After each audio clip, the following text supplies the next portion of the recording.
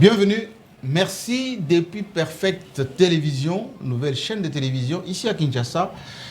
Une émission spéciale aujourd'hui qui va s'appesantir sur la problématique de la bonne gouvernance en République démocratique du Congo. Aujourd'hui, nous allons recevoir ici un homme qui fait beaucoup parler de lui, un homme qui fait peur, un homme qui dissuade, un homme aussi qui est au centre de beaucoup de polémiques ici en République démocratique du Congo. Sur Perfect Télévision, il va y avoir des émissions comme ceci et on inaugure celle-ci avec Jules Alinguete. Bienvenue. Merci. Alors, rien que votre nom, rien que votre service, l'inspection générale des finances, vous faites trembler à la fois les hommes forts d'hier et d'aujourd'hui, et vous faites trembler aussi ceux qui aspirent à devenir responsables. Est-ce que vous-même vous êtes irresponsable ou responsable de ce que vous faites? Nous sommes trop responsables de ce que nous faisons. Et je voudrais dire, nous faisons trembler, comme vous le dites, ça signifie que, vous le savez, lorsque vous êtes dans les pays modernes organisés, celui qui tremble quand il voit les gendarmes, la police ou un inspecteur d'État, c'est quelqu'un qui a un problème avec l'État. Donc nous faisons trembler ceux-là qui savent qu'ils ont des comptes sérieux à rendre à notre population. Mais Jules Alinguete, ces services IGF, c'est pas vous qui l'avez créé. Ces services IGF, c'est Joseph Kabila qui l'a rattaché à lui-même. Qu'est-ce qui explique que, depuis que vous êtes là, on a l'impression que vous êtes tombé du ciel? On a l'impression que vous avez mis en place le fil à couper le beurre. C'est-à-dire cette nouveauté qui est au-dessus de tout, qui fait tout à la place de tout le monde. Je voudrais en profiter pour rappeler que l'inspection générale des finances est un service public. Un service public avec une autonomie administrative et financière, créé le 15 septembre 1987. Notez 1987. 1987. Par le maréchal Mobutu, si je ne m'abuse. Très bien. Moi, je suis professionnellement né, grandi à l'inspection générale des finances. Donc, je suis arrivé à l'inspection générale des finances en 88, donc une année après la création de l'inspection générale des finances. Donc, j'ai vu ces services évoluer tour à tour, rattaché au ministre des Finances, rattaché au président de la République, revenir au ministère des Finances. Et en 2009, décembre 2009, le président de la République de l'époque a trouvé qu'il était important, compte tenu, Joseph Kabila, oui, compte tenu des enjeux de l'inspection des finances, de rattacher ses services à son autorité directe. Donc, c'est pas Félix Tshisekedi qui a rattaché l'IGF à la présidence de la République? Non, ou au président de la République? Ça, c'est des gens qui veulent présenter l'inspection générale des finances comme un service politique. Comme une arme de Félix Tshisekedi l'inspection générale des finances pour rendre des comptes, régler des comptes à ses opposants. L'inspection générale des finances est rattachée à l'autorité directe du chef de l'État depuis décembre 2009. Notez bien 2009, donc aujourd'hui 12 ans que nous sommes rattachés à l'autorité directe du chef de l'État. Et de mon analyse, les enjeux de l'inspection générale des finances dépendent au fait de l'appui politique ou de l'attention que l'autorité politique accorde à ces services. Et moi, je crois qu'on ne peut pas parler de la bonne gouvernance si on ne met pas les contrôles comme pilier essentiel de la bonne gouvernance. Donc, ce qui a manqué à l'inspection générale des finances pour se faire parler d'elle depuis longtemps, c'est fait cette liberté de faire le travail en toute indépendance et d'atteindre tous les points possibles qu'il fallait atteindre. Donc aujourd'hui, nous avons l'avantage de contrôler tout ce qui touche aux deniers publics. Tous, sans exception. C'est la manipulation des deniers publics qui constitue l'acte générateur du contrôle de l'inspection générale des finances. On va y revenir. J'aimerais bien, parce que les gens nous suivent, c'est la première émission que nous faisons ensemble. Oui. Et Dieu sait combien j'ai attendu ce moment. Question directe. Jules Alinguete, il détient son pouvoir de menace et d'influence de qui? Qui lui donne cette carte blanche d'affronter tout le monde? Ah, merci, c'est une très belle question. Ce sont les lois et règlements en matière de finances publiques qui me donnent cette compétence, cette carte blanche de toucher à toute personne qui participe à la gestion publique des finances publiques. Sur base de quel soubassement juridique? L'inspection générale des finances a été créée par une ordonnance du chef de l'État à l'époque, et au fil de son évolution, ses compétences ont été beaucoup plus éclaircies, toujours sur base des ordonnances. Donc les ordonnances font partie des lois de la République. En plus, la loi relative aux finances publiques, la loi 13011 du 11 juillet 2011, qui organise les finances publiques congolaises, parle de l'inspection générale des finances en ses articles 121 et 122.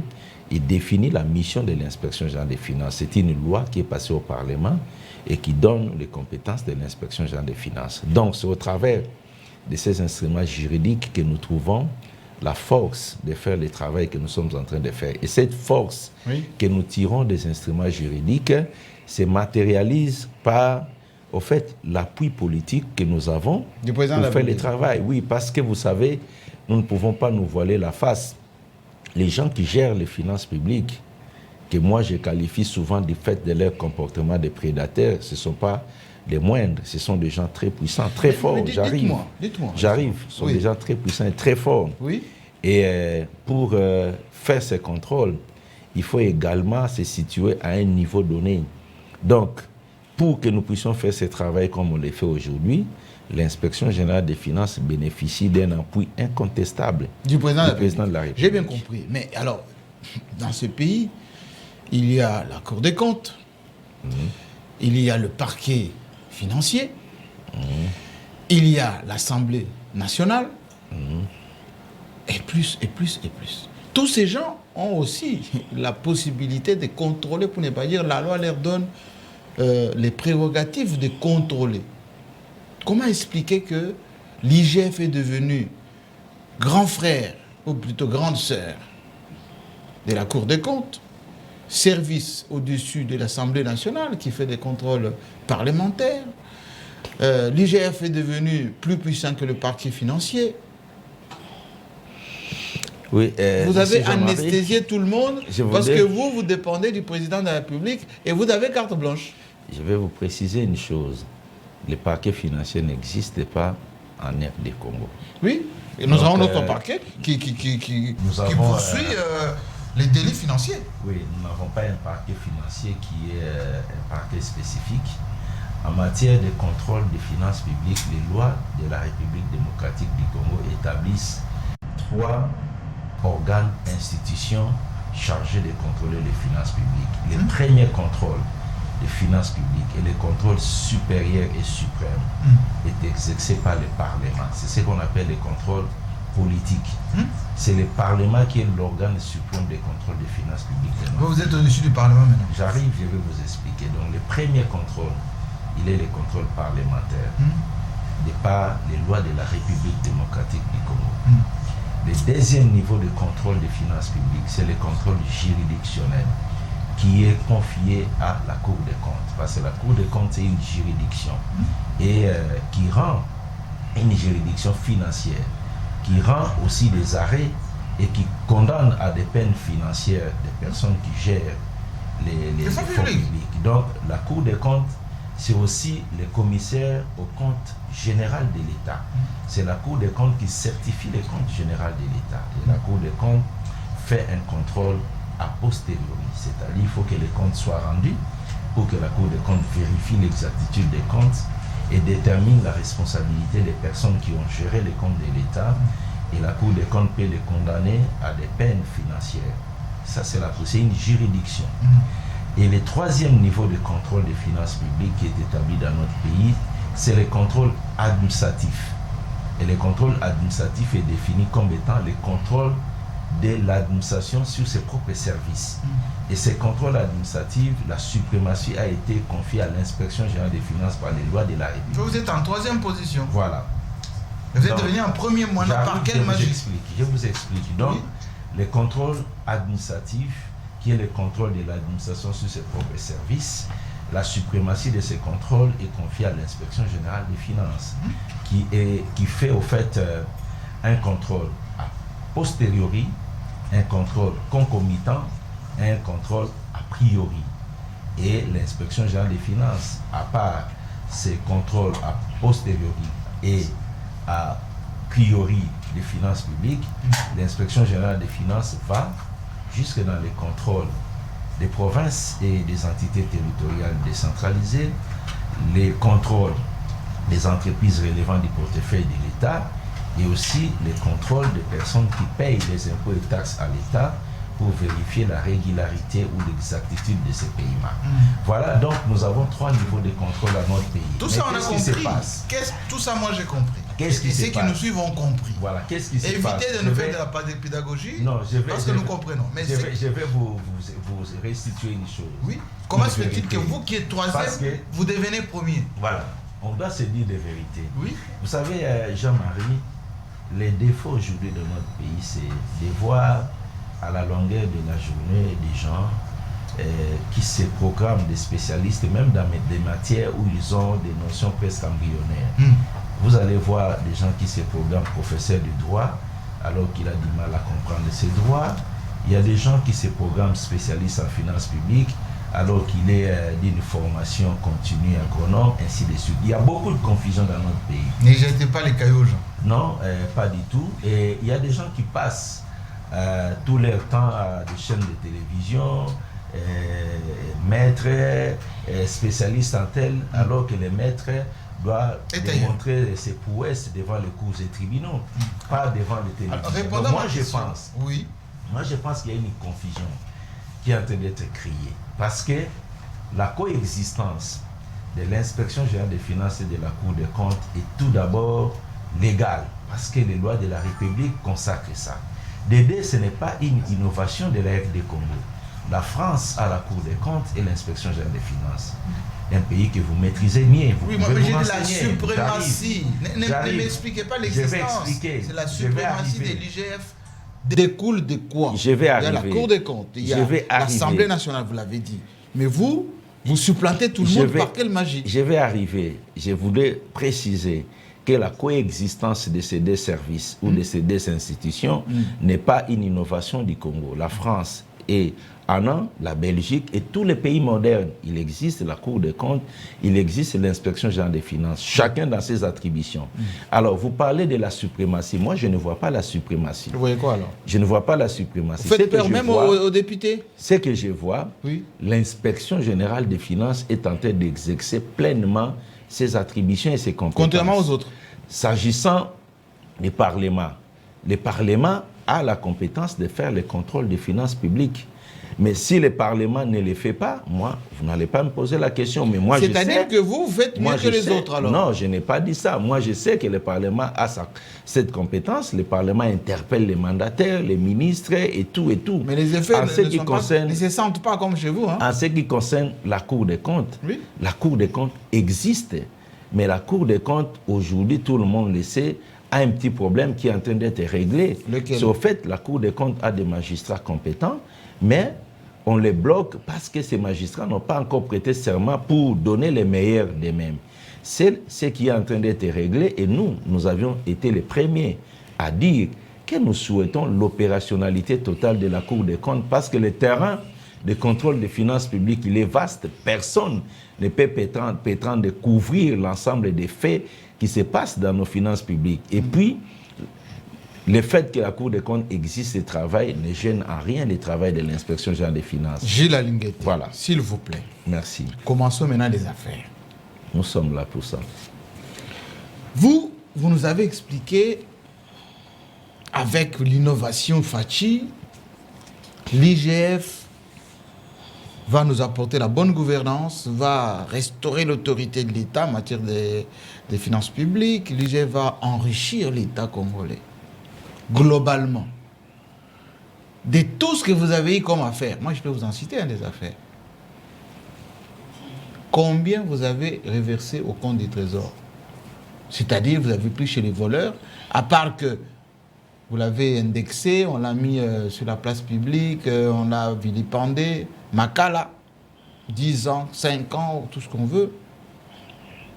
Moi, ma question, avec ceux qui nous suivent en ce moment, combien Gilles Alingué était inspecteur général des finances, chef des services, a pris chez les voleurs ses maisons, son argent, ses comptes en banque, il a mis au compte du Trésor? Une très bonne question. Merci pour cela.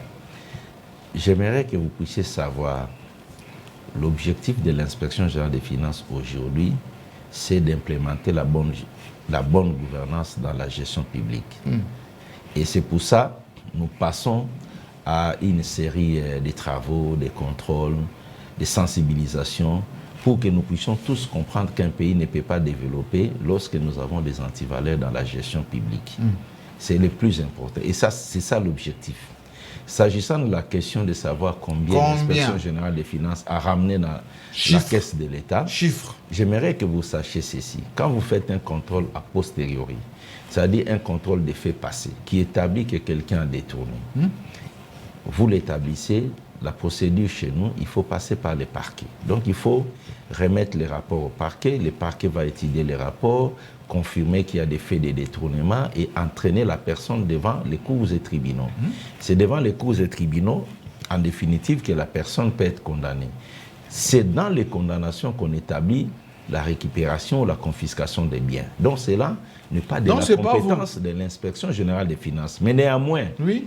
C'est pas vous. C'est pas nous. Vous dénoncez seulement. Non, nous ne vous envoyez quelqu'un au parquet à Makala et votre travail s'arrête là. Nous ne dénonçons pas. Nous contrôlons, nous établissons les faits. Comme nous sommes auxiliaires du parquet, nous amenons la personne au parquet. Le parquet approfondit les enquêtes, établit sa responsabilité et l'amène devant la cour. Et la cour juge et les condamne. Et c'est dans les condamnations qu'on peut condamner quelqu'un à une peine d'emprisonnement, confiscation des biens, interdiction d'exercice. Donc là, cette question-là... Procès 15... J'arrive. Oui, je vais vous en citer, moi, des procès. J'arrive. Oui? Cette question-là, de la récupération des biens volés, relève de la compétence des cours et tribunaux. Pas l'IGF? Non, pas de l'IGF. Mais néanmoins, l'inspection générale des finances a estimé, étant donné que nous avons toujours un long processus pour arriver à des condamnations des prédateurs et à la récupération des biens, nous avions souhaité mettre en place ce que vous appelez aujourd'hui la patrouille financière. On va parler parler de la patrouille. Okay. Moi, je parle d'abord de ce que l'État congolais gagne dans votre opération, là, tape à l'œil. Votre opération qui fait peur à tout le monde. Voilà, on a récupéré un voleur Kingandi qui a volé, je vais vous en citer, moi, là, je vais que vous 15 puissiez... millions, procès 100 jours, oui, donc, combien? Donc, vous devez comprendre à la question de combien et comment récupérer. Non, je n'ai pas dit qu'il n'y en a pas. Il faut comprendre que les personnes qui sont condamnées à titre définitif par la justice congolaise et dans le jugement, c'est le jugement qui établit la nature des condamnations. Peine de prison, confiscation des biens ou interdiction d'exercice des fonctions publiques. Donc, c'est une question qui relève de la justice congolaise, pas de l'inspection. L'autre question, voilà, merci. Jules Alingué. Oui. Tous vos programmes, ou plutôt vos enquêtes, c'est toujours de l'observation. Pas de contradiction avec les gens que vous contrôlez. Il n'y a pas d'affrontement, il n'y a pas de confrontation, il n'y a pas de contre-enquête. Vous, c'est toujours, on est venu, on a constaté, on arrête quelqu'un. Deuxièmement, est-ce que vous ne pensez pas que vous êtes d'abord un OPJ qui a le devoir du secret d'instruction? Le fait de faire autant de publicité, parfois même de vilipender les pauvres innocents. Est-ce que ça ne dénature pas le caractère confidentiel des enquêtes qui peuvent s'avérer vraies ou fausses, ces enquêtes? Merci beaucoup. Il y a des questions. Oui. Il y a premièrement vos observations et puis le caractère confidentiel de l'OPJ et le caractère confidentiel. Voilà. Oui. En ce qui concerne tout d'abord la procédure du travail de l'inspection générale des finances, je veux vous dire qu'il y a une véritable distraction dans les chefs des personnes impliquées dans les différentes malversations. Une distraction de l'opinion. C'est-à-dire? Parce que nous sommes un service qui travaille avec les normes. Nous sommes une inspection générale des finances, qui n'est pas une invention du Congo. Et nous travaillons avec les standards internationaux. Excusez-moi de vous le dire. Donc la procédure de contrôle de l'inspection, je peux brièvement vous la décrire. Nous commençons par nous présenter avec un ordre d'émission pour dire que nous allons contrôler telle matière chez vous. On vous demande de mettre à notre disposition vos comptes, votre comptabilité et tout ce dont on a besoin. Dès lors que nous recevons les éléments, nous les analysons et nous faisons des recoupements avec d'autres services pour que nous puissions bien faire nos analyses. Lorsqu'on termine, on retient des faits. Les faits que nous retenons, nous commençons par les porter.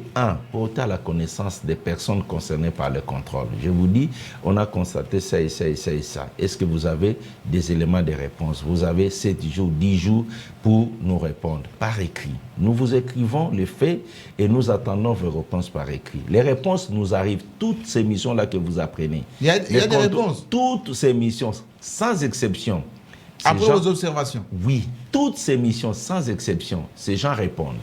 Après avoir répondu, on ne s'arrête pas là. Nous convoquons un débat contradictoire. Parce qu'on peut s'écrire, mais il y a des choses qui peuvent nous échapper. Une meilleure lecture. On convoque un débat contradictoire. Vous venez, nous venons, nous discutons, nous disons, voilà, on vous reproche ça. Vous avez répondu ça. On fait les débats face à face, on discute. À la fin du débat, on établit un procès verbal de débat contradictoire sur nos observations et sur vos réponses. Qu'est-ce que nous nous sommes dit autour du débat? Et quand nous terminons les débats, nous tirons de ces débats les conclusions définitives. C'est-à-dire qu'il y a des choses qu'on peut vous reprocher au départ. À la suite de votre réponse, nous abandonnons. Et nous retenons les faits. Ce que nous retenons, nous appelons ça conclusion définitive. Nous vous signifions qu'à la suite du débat, voici ce que nous avions retenu à votre charge comme fait définitif. Ils ont ça. Et ce n'est pas la suite, dans ces faits définitifs. S'il y a des éléments infractionnels et qui méritent d'être portés à la connaissance des parquets, nous le faisons. Donc, je vais dire, pour le premier volet de votre question, je considère, comme je l'ai toujours dit, c'est une distraction des prédateurs. Deuxièmement, ils veulent vraiment faire croire à l'opinion que non, voilà, je suis surpris de ces conclusions, on ne m'a pas donné l'occasion de me défendre. Toutes les personnes mises en cause... Mais tous les gouverneurs disent ça. Sont passées. Tous les gouverneurs disent ça. Toutes les personnes mises en cause. Je peux citer Atou, je peux citer Mouyej, je peux citer... D'ailleurs, vous ne partez que dans des provinces où il y a de l'argent. Je ne voudrais pas parler des personnes, mais j'ai dit toutes les personnes que vous avez citées, ils sont passés par cette procédure. Et les conclusions définitives, ils sont venus les prendre chez moi, moi et toutes les personnes que vous avez citées. Je les appelle avec leurs collaborateurs, 2 ou 3. J'ai dit, bon voilà, vous avez eu les observations, oui. Vous avez répondu, oui. Il y a eu débat, oui. Voilà la conclusion de toute cette procédure. On vous reproche de ça et ça et ça.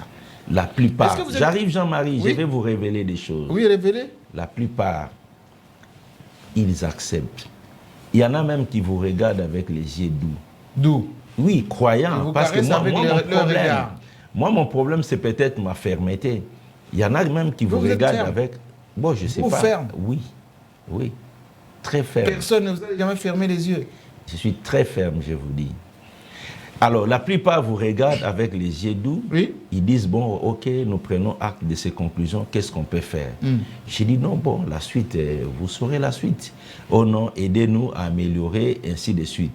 Ok, nous, on reste analysé, on dit, bon, voilà, il y a des faits graves, la justice doit être informée, il y a des faits qui méritent de faire l'objet d'une recommandation pour qu'il améliore toutes ces personnes sans exception. Oui. Donc, tout ce qu'ils sont en train de dire, c'est de la distraction. C'est au fait la stratégie des prédateurs, la stratégie des voleurs. La Moi, victimisation.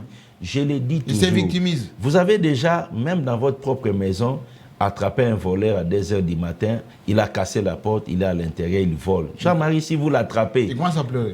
il vous dira que non, moi je ne suis pas venu voler, on m'a poursuivi, je suis venu ici pour m'abriter. C'est comme ça qu'ils sont. Les deux. Je vais répondre à votre deuxième question. Oui. Notre qualité d'OPJ et le caractère discrétionnaire de notre travail. Oui. Je veux que vous trop sachiez, de publicité, trop trop de folklore. Gilles Alinguette, lui-même, il est devenu la star. Beaucoup. Je ne suis pas une star. Tout le monde le connaît, tout le monde a peur de lui. Je ne suis pas une star. En ébullition, Gilles Alinguette. Je ne suis pas une star et nous ne faisons pas de folklore.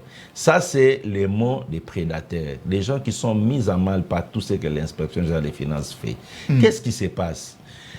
La stratégie aujourd'hui du travail de l'inspection générale des finances découle de l'observation que nous avions faite depuis que nous existons toujours. On a toujours fait du bon travail.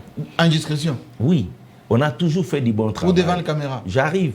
On a toujours fait du bon travail, mais ce travail n'a jamais produit de résultats parce que la prédation a également son mode de fonctionnement.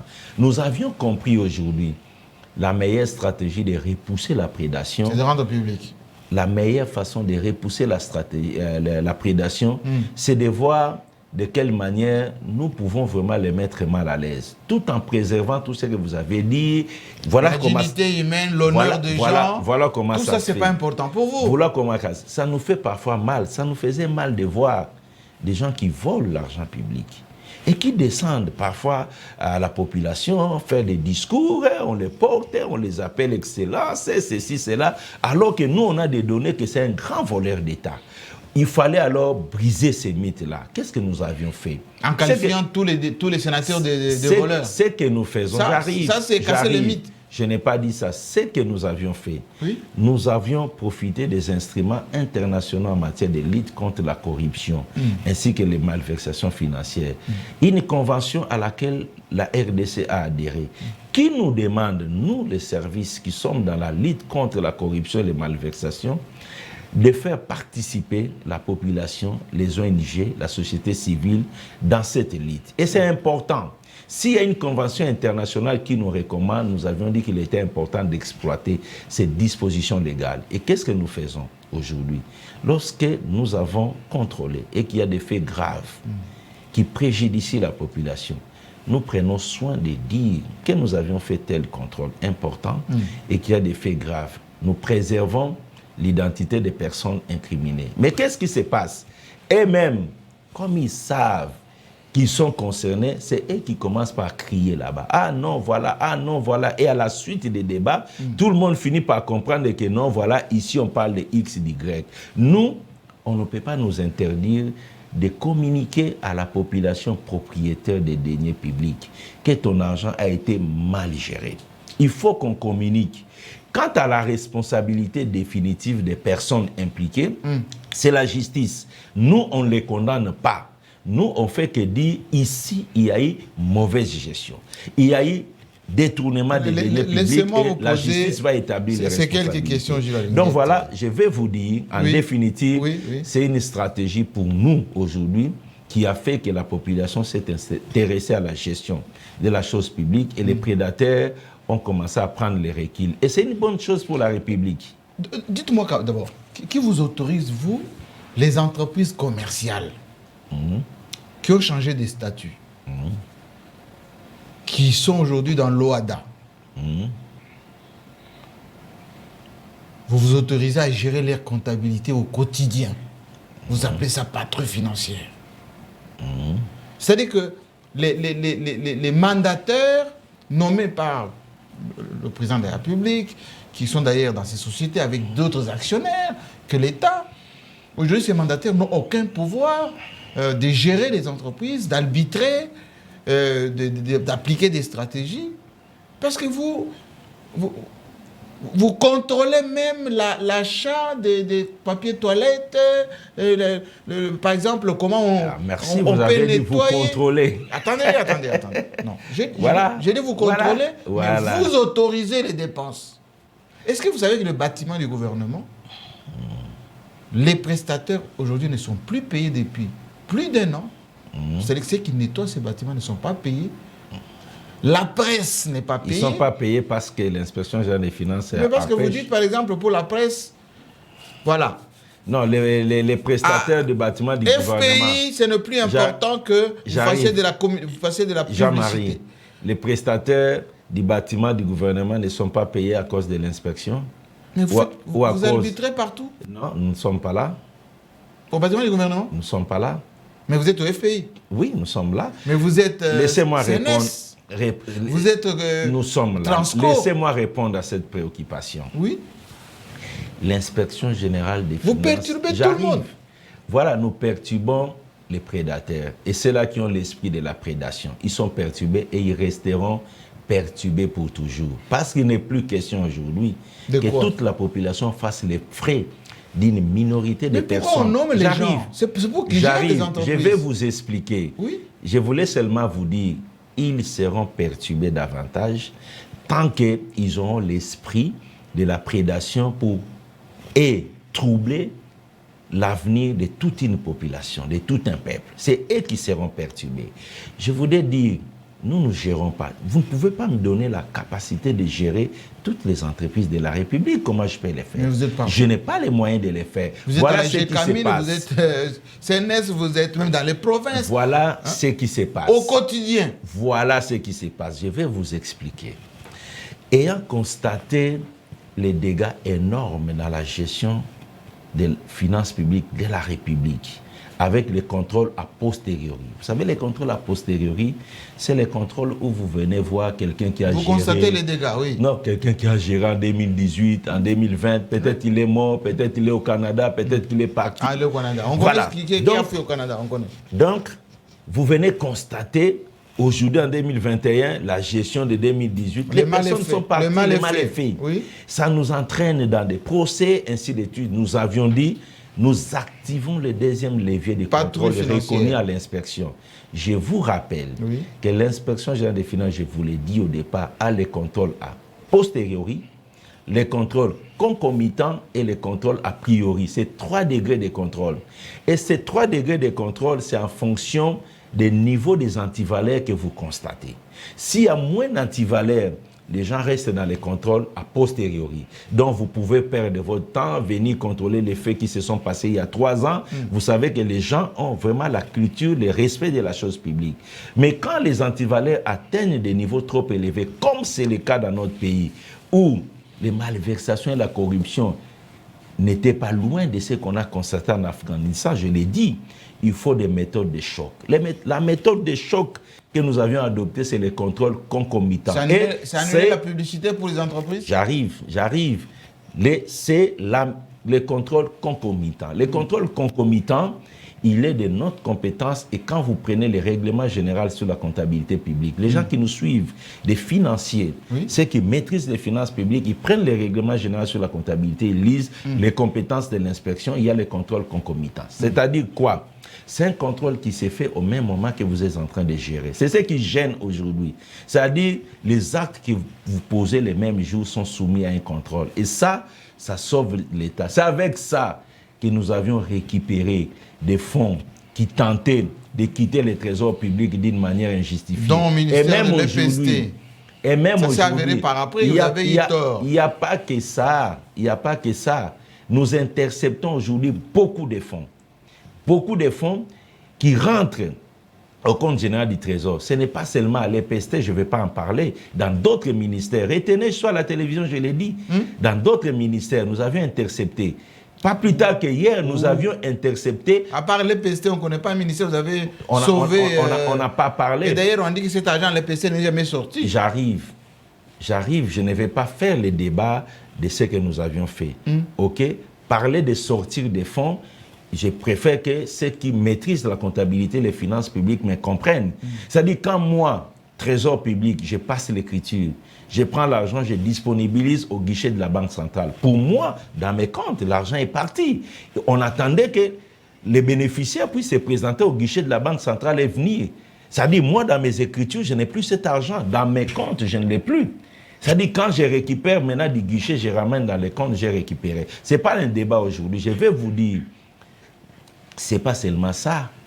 Mais il y a d'autres fonds que nous avions interceptés. Oh. Il y a d'autres fonds. Je peux vous apprendre, nous venons d'intercepter les fonds à la FECOFA. Ah oui, oui, parce que nous sommes à la télévision. Vous avez perdu le procès avec les Kaboulo et les autres, là. J'arrive. Vous nous avez dit, on nous a volé l'argent de diffusion des bandes de matchs. J'arrive, Jean-Marie. Et jusqu'à aujourd'hui, nous venons été sanctionné à encore. cause de vous. Donc, nous interceptons des fonds. Oui. OK, c'est grâce à la patrouille financière. Nous n'avions pas perdu aucun procès avec les Kaboulo. OK? Il faut que vous sachiez que dans les droits de retransmission, je continue à le dire, c'était une mafia bien organisée. La preuve, ces dossiers, c'est une mafia bien organisée. C'est ça, au fait, moi.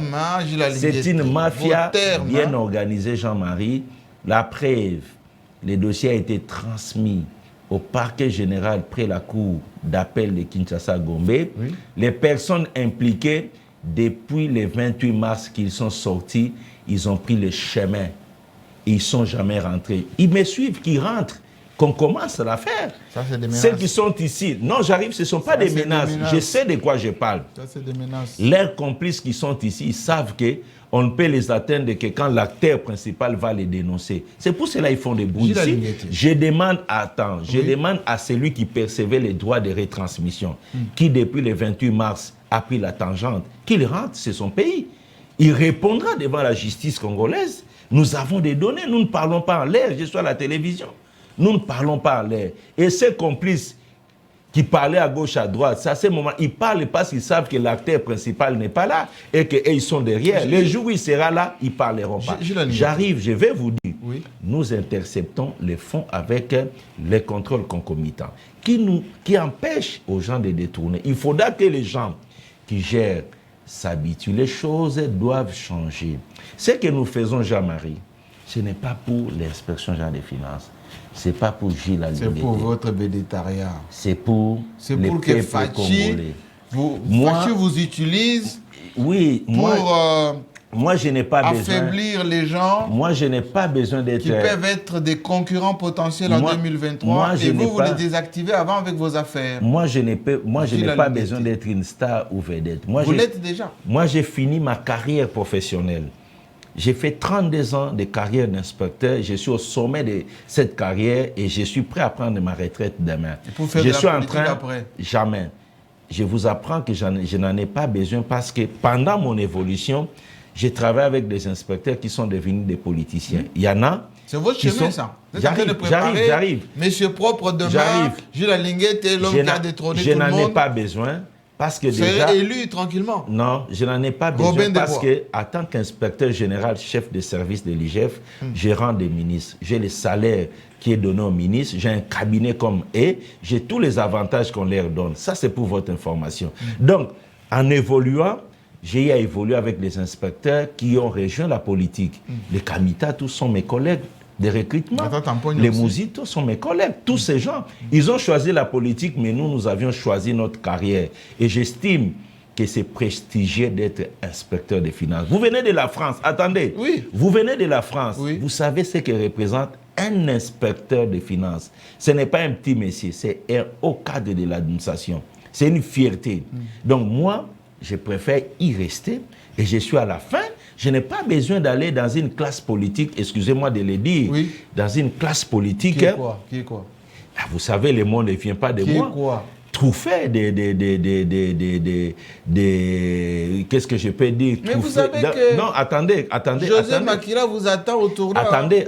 Avec vos qualificatifs, là, souvent... Attendez, je ne vais pas... Bien enlevé comme ça. Je n'ai pas l'intention... Et là, quoi, la classe politique? Je n'ai pas l'intention de rejoindre une classe politique dont la caractéristique principale, c'est la médiocrité. Excusez-moi de le dire, le monde ne vient pas de moi. Je n'ai pas besoin d'y aller. Je n'ai pas besoin d'y aller. Moi, j'ai fini ma carrière comme haut fonctionnaire de l'État. J'essaie. Les jours, on verra candidature ou nomination à un poste politique. Je pèse les mots. On va vous sortir cette Jean-Marie, phrase. Vous savez que notre classe politique ici, au fait, le défaut de notre classe politique, qui est aujourd'hui à la base de tout ce que nous avions comme problème dans le pays. C'est quoi? En fait, c'est composé des personnes de paix, de moralité. Excusez-moi. Vous n'avez pas peur de procès en diffamation, d'atteinte à l'honneur, à la classe politique. Vous parlez comme ça de la classe politique, comme si c'était... Oui, mais c'est une classe politique. Quand vous parlez des fonctionnaires, vous hésitez. Quand ils parlent des fonctionnaires, qu'est-ce qu'ils disent? Comment ils traitent les fonctionnaires? Et nous, les fonctionnaires, nous nous élevons contre eux. Qu'est-ce qui nous empêche aussi de qualifier cette classe politique quand les faits sont là? Gilles Alinguet. Donc moi, je l'ai dit. Donc c'est une classe politique qui est comme nous le disons. Gilles Alinguet. Oui. Le seul membre de l'IDPS que vous avez poursuivi pour 24 heures dans les fonds Covid, c'est l'ancien ministre de la Santé, ou plutôt, oui, l'ancien ministre de la Santé, Teni Longondo, qui a fait un petit séjour rapide à Makala. Personne n'en parle plus. Il est là, vous voyez, le monsieur là. Tout le reste, FCC, qui vous envoie? Voilà, c'est une très belle question. Oui, oui, oui. Il y a quelqu'un qui nous envoie. Il s'appelle... N'hésite pas le peuple. Non. S'il vous plaît, n'hésite pas le peuple. Il y a quelqu'un qui m'envoie. C'est qui? Il s'appelle la manipulation des deniers publics. Toute personne qui manipule les deniers publics, quelle que soit sa couleur, oui, nous venons vers lui pour qu'il nous rende les comptes. Seulement, voilà. Seulement éteigne, hein? Mais là, leur appartenance politique, ce n'est pas notre problème. Moi, mon tableau, c'est X montant est allé à tel endroit, telle personne a géré. Et vous pensez que tous les gens là, autres que FCC, oui, ils ne font rien? Jules Alinguet. C'est vous. Entre nous. Oui. Vous êtes parti au cabinet du président de la République. Oui. Dépassement des assignations là-bas. Vous êtes parti à la banque. Attendez. Je vais venir. Attendez. Je vais venir sur ça. C'est moi qui pose des questions. Je vais venir parce que ça risque de passer. Non. Je vais vous dire, Jean-Marie, excusez-moi. Aujourd'hui, nous sommes en train de faire un travail de traque, de récupération de certains, des fonds. OK? Nous les récupérons auprès de qui? Je peux vous dire, nous les récupérons auprès de qui? Vous aviez suivi, je ne vais pas citer, vous avez suivi tout ce qu'on a eu les 3 derniers mois ici, tout ce que nous avions eu à faire comme travail de récupération des fonds. Où ça? Je parle de la présidence de la République, dépassement des assignations. Aucun rapport, aucune personne n'a été indexée. On sait que le président a sa dotation, on ne touche pas, c'est souverain. Mais Alinguet, il ne dit rien. Il n'y a que des rapports au GDEP sort. Tout le monde sort des rapports de dépassement. Vous ne dites rien. Il y a aussi une chose. Attendez. Vous allez revenir sur ça. Oui? L'autre question. Restons là, Jean-Marie. Oui? Je vais vous dire que c'est encore un message qu'on est en train de donner à la population, qu'on les trouble. Je veux que vous sachiez que le dépassement budgétaire n'est pas... C'est pas un délit. C'est pas un détournement, le dépassement budgétaire. Je l'ai dit plusieurs fois. C'est une confusion qu'on est en train de dire. Alinguet est allé suivre un dépassement budgétaire. Moi, je suis au-delà des dépassements budgétaires. Il faut comprendre un dépassement budgétaire, c'est quoi? Un dépassement budgétaire, c'est quelqu'un à qui l'autorité budgétaire... de l'État comme des cacahuètes. Non, ce n'est pas ça, ce n'est pas ça. Comme des cacahuètes. Ce n'est pas ça. Quelqu'un à qui l'autorité budgétaire a donné des crédits de fonctionnement de 1 million et que dans la réalisation de l'exécution du budget, il se retrouve à 2 millions. Il a fait un dépassement budgétaire. Mais si ce dépassement budgétaire, les 2 millions, ça a été affecté et l'affectation est là.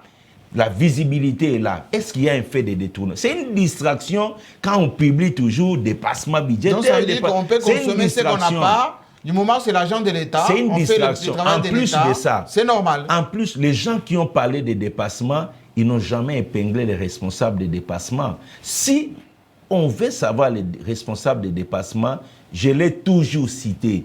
Les responsables des dépassements budgétaires sur qui vous devez crier, ça s'appelle ministre des Finances. OK? Parce que le dépassement budgétaire provient généralement du fait que les gens n'ont pas respecté la procédure budgétaire.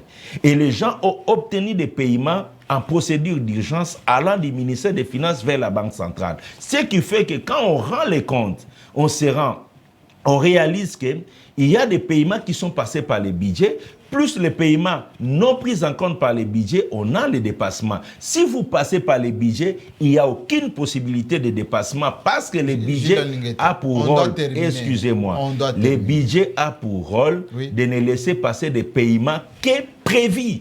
Oui, dans la voilà, chaîne de donc les responsables, ce sont ces gens qui violent la procédure d'exécution du budget. Dites-moi, oui. Il y a toute une légende en ce moment, une publicité d'ailleurs, que vous là, les gens de la présidence de la République, vous le faites à longueur de journée. Oui. L'État congolais s'enrichit, avec un Linguete, on commence à collecter beaucoup plus d'argent. Plus de 3 milliards de réserves Pas des champs. Linguete, c'est avec le gouvernement, c'est un travail qui est fait par... Non, c'est un travail qui est fait par plusieurs personnes, c'est pas les gendarmes. Oui. Vous êtes un inspecteur des finances, vous êtes un financier, vous connaissez les finances publiques.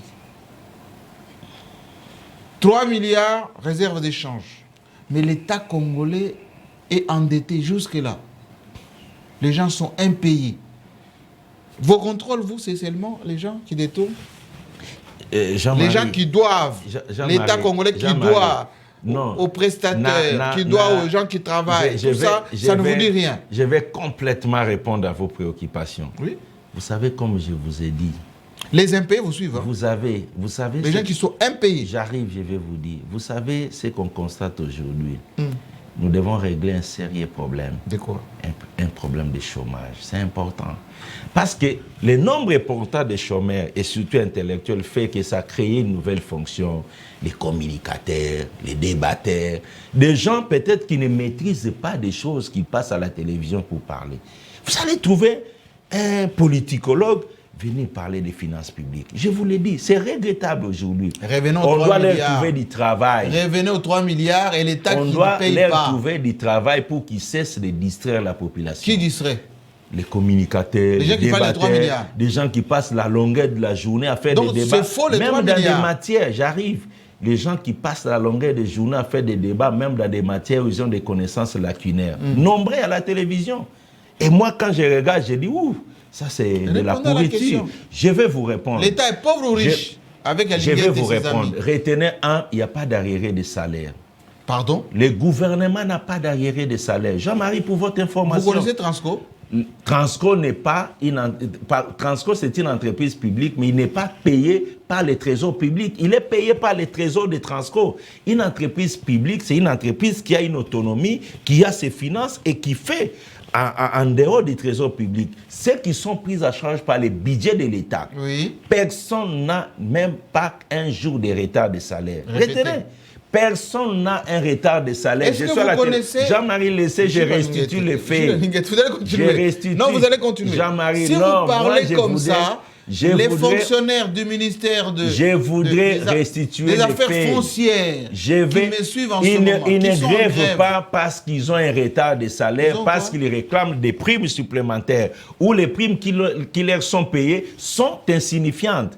Mais je parle des retards de salaire payés par le gouvernement, personne. Parce qu'aujourd'hui, il faut reconnaître les faits. Aujourd'hui, le niveau de mobilisation des moyens de l'État mobilisés aujourd'hui... Vos 3 milliards et quelques... J'arrive, je ne parle pas de 3 milliards, je parle des recettes de l'État, parce que là, c'est autre chose. Les moyens, je ne parle pas des réserves d'échange, je parle des moyens de l'État qui proviennent des impôts et taxes mobilisés par les régies. Nous sommes à un niveau de mobilisation le double de ce que nous avions connu l'année passée. J'arrive... Donc, l'État congolais, le gouvernement congolais, les gouvernements actuels réalisent des performances en ce qui concerne la mobilisation des recettes. Vous devez les reconnaître. Donc, c'est un gouvernement qui travaille, c'est un ministre des Finances qui travaille très bien. Les députés provinciaux sont payés. J'arrive. Les députés provinciaux. Il faut savoir que les députés provinciaux, en principe, ils doivent être payés dans le budget de la province. J'arrive. Mais c'est l'État congolais? Oui, l'État a ses démembrements. Quand vous prenez la Constitution, il y a les pouvoirs, les finances publiques du pouvoir central, il y a les finances publiques des provinces. Et les deux finances publiques sont distinctes de par notre Constitution. Et c'est l'État dans un sens large, mais je parle du gouvernement de la République. Le gouvernement n'a pas d'arriéré. Et le gouvernement aujourd'hui réalise des performances économiques en ce qui concerne la mobilisation des recettes. Des deux, en ce qui concerne les réserves d'échange, que vous l'acceptez ou pas aujourd'hui, les réserves d'échange sont à 3 milliards 300 millions avec de des dollars. tests. J'arrive. DTS, c'est votre production. Peu importe. L'argent qui vient des banques mondiales, c'est votre production. J'arrive, Jean-Marie. Laissez-moi vous expliquer. Peu importe l'origine. Oui. Aujourd'hui, nous sommes à 3 milliards. Peu importe. Je ne vais pas faire les débats sur DTS. Ça vient d'où. Dans tous les cas, le niveau des réserves d'échange a augmenté. Depuis le début de l'année, on était à 800 millions de dollars. Au milieu de l'année, on est passé à 1 milliard 800. Et maintenant, on est à 3 milliards 300. Ça signifie quoi? Ça signifie, peu importe. Si c'est l'argent des autres, si les autres vous donnent l'argent, c'est qu'ils vous font confiance. Ça signifie que si vous dites que c'est l'argent des autres, ça signifie que nos compatriotes, les chefs de l'État, les gouvernements, quand ils vont à l'extérieur négocier, ça porte des fruits. Alors, acceptez. Si nous avons cet argent aujourd'hui, c'est parce que... Mais payez vos impôts aussi. Enfin, non, j'arrive, je vais vous dire... Payez vos dettes. Je vais vous dire, c'est un résultat du gouvernement. N'accumulez pas l'argent et vous devez d'argent aux autres. C'est un résultat à mettre au compte du gouvernement. C'est-à-dire, aujourd'hui, les voyages des chefs de l'État ont payé. C'est-à-dire, nous sommes... Oui, parce que vous dites que c'est l'argent des autres. Les autres, là, qui va chercher. Vous avez mis dans la balance? J'arrive. C'est-à-dire... Ceux qui ont dépensé pour les voyages et ceux qui entrent... C'est nous qui avions les chiffres. Pas... Les chemins qui passent à la télévision raconter n'importe quoi. C'est nous qui avions les chiffres et qui peuvent vous communiquer ce que coûte le voyage du chef de l'État. Les restes là, c'est des bobards. Donc aujourd'hui, nous sommes à 3 milliards 300. Que vous le voulez ou pas, c'est un niveau jamais atteint par la République. Un. Des deux. En termes de mobilisation des recettes, pour votre information, Jean-Marie, il faut applaudir. Nous sommes hier à 700 millions de dollars pour les mois, rien que les mois de septembre mobilisés. Oui. Il faut applaudir Sam Alukonde. Avec les gens de DGI. Applaudir Sam Alukonde. Avec les gens de DGI qui sont... Il faut applaudir Sam Alukonde, il faut applaudir les Nicolas Kazadi. De DGDA qui n'ont pas de fournitures, l'ANER qui n'a pas les moyens de fonctionnement, les ministres qui n'ont pas les frais de fonctionnement, tout ceci, nous sommes on a quand même de l'argent. 700 millions de dollars rien que pour le mois de septembre. Oui. La DGDA a des fournitures et des primes et des salaires payés à temps réel. Les membres du gouvernement, ils ont leurs frais d'émission. Aucun membre du gouvernement va vous dire le contraire. Ils sont payés à temps réel, ils ont les frais de fonctionnement. L'économie congolaise, on ne paye pas les prestataires. L'économie congolaise commence à se relever de sa maladie. La maladie qui a été consacrée par les prédateurs. Les prédateurs aujourd'hui se retirent de notre économie et l'économie commence à se réveiller. Et nous devons poursuivre ce travail, Jean-Marie. Nous allons le faire sans relâche. On a terminé. Voilà. Question de principe. Voilà. Jusqu'où vous êtes prêt à aller dans cette gymnastique qui met tout le monde mal à l'aise? Vous, Jules Alinguete. Dans cette gymnastique, quand les prédateurs vont comprendre qu'ils doivent abandonner, quand les prédateurs comprendront qu'ils doivent abandonner leurs actes de prédation, tant qu'ils Est-ce que vous-même qui vous contrôle, vous là? Tant qu'ils vont brutaliser le peuple congolais par leurs actes de vol, nous et le peuple, nous allons les brutaliser. Les peuples gagnent toujours. Nous allons les brutaliser. Et c'est eux qui doivent reculer. Ils doivent libérer les peuples congolais qui ont tant souffert de leurs actes. Y compris les gens de l'Union sacrée? Tous. Tous. Excusez-moi de vous le dire. Tous. Ils doivent libérer les peuples de leurs actes de prédation. Sinon, ceux qui sont à la rééducation les ont tout simplement précédés. Ils suivront. Qui vous contrôle? Qui vous contrôle? Je demande. Vous êtes irréprochable? Non. On dit d'ailleurs que vos inspecteurs que vous mettez partout, ils touchent des primes. Ces inspecteurs ont un train de vie qui n'a rien à voir avec ce que les autres inspecteurs ont. C'est le management. C'est le management. Voilà la différence. Vous avez peint vos bureaux. Voilà l'impression que la République, c'est vous. C'est le management. Ok? Si vous voulez réussir dans le management administratif, il faut savoir mettre l'homme au centre de votre action. Moi, j'ai compris que les inspecteurs doivent être à l'abri. Mais les moyens qu'on vous donne, pourquoi on ne donne pas la Cour des comptes? Pourquoi on ne donne pas au parquet? J'arrive. Les moyens qu'on me donne, oui. Pas qu'on me donne, mais qu'on donnait à l'inspection des puits, c'est les mêmes moyens qu'on donne aux autres. Ce sont des frais de fonctionnement. Mais nous avions compris aujourd'hui que pour réussir il faut mettre l'homme au centre de vos actions. C'est ce que vous faites. Voilà pourquoi nos inspecteurs constituent une priorité pour qu'ils puissent donner les meilleurs d'eux-mêmes à la République. Les gens qui veulent venir nous contrôler, qui viennent. Moi, je ne suis pas un gestionnaire. Moi, je suis un contrôleur. Et moi-même, oui, je suis chargé de veiller à la bonne exécution des lois et règlements en matière de finances. Chez moi, à la maison, c'est tout d'abord l'exemple. C'est la dernière question. Vous avez toujours la confiance de Fachi? J'ai une confiance totale. De lui, là, le monsieur. J'ai une confiance totale du chef de l'État. Il vous dit quoi souvent? C'est mon chef direct. Quand je fais le travail, je discute avec lui du travail. Il vous dit quoi? Il est fier de vous? Je suis... il est angoissé lorsqu'il y a des polémiques autour de vous? Je suis très satisfait de l'appui qu'il apporte au travail de la lutte contre la corruption. C'est lui qui est l'acteur principal de cette lutte contre la corruption. S'il n'était pas là, vous n'allez pas entendre parler de l'inspection. Merci, Gilles Linguete. Donc, je suis fier de ce que j'ai fait avec lui. Merci. Merci. Est-ce que vous pouvez dire aux prédateurs de se reculer? Arrêtez de vous répéter. Merci. Oui. Merci. Il faut qu'ils se reculent. L'émission est terminée, Gilles Linguete. Merci beaucoup. Prochain épisode dans vos locaux. Merci. Et on verra effectivement si vous tenez encore sur vos deux jambes. Merci beaucoup. Merci à vous. Merci. Et on se retrouve très prochainement avec le même plaisir. Bravo à Perfect Télévision. À très bientôt.